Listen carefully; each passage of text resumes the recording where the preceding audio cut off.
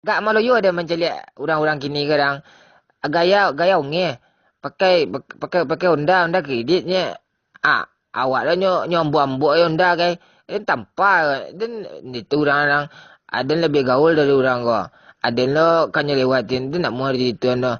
Ang melawan kadang tak? Ah, saya pintar bikin bulat-bulat. Ah, coba bang bikin bulat-bulat yang besar bang dari asap rokok.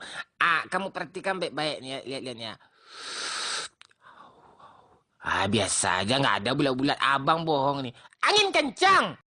Dan kok lainnya orang kemarin ada nggak gagah kau mak tu harus pilih mencari cewek kau nya.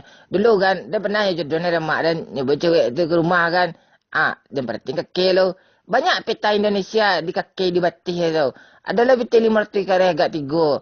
Tu bekas knalpot kadang-kadang lo tu patah selera dan naiknya. Yang ciang mak dengan ada benda bini untuk ko biar lain tak bini tu mak biar lain mandor tagang saya dan salam muai. Biar mak dengan pecari dengan bayarin juga dek kayu. Ah, murid-murid itu cerita kan. Ada ngecek tadi kau diam saja lang dengan kau. Lek ngerti yang kau ha. Lihat dengan ngecek kau ha. Saya ni anak gaul ni. Kalau memang anak gaul abang apa kepanjangan joper bang? Jomblo permanen. Nah itu kepanjangannya tu. Ya pintar abang ya.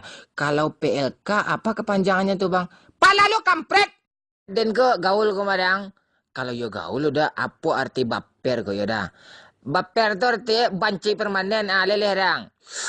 Malu itu arti dia sembarang menyabut sudah. Mana kaya yo salah dah. Tu bah melawan ah. Ini ke musim om meleset om. Indah om meleset om udah tapi om terlelet om. Skuter larang mengalah dengan gagan ke dia.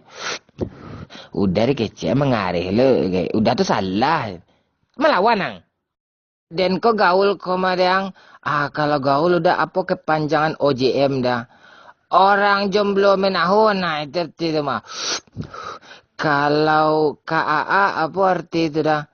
Kapalu apang? Buang tes dan bahasa Cina. Kalau cewek rancak seksi ya bahasa Cina itu dah. Hanya licin apa ma arti itu madang. Ya badai coba artiin kau dah. Tanya kamang.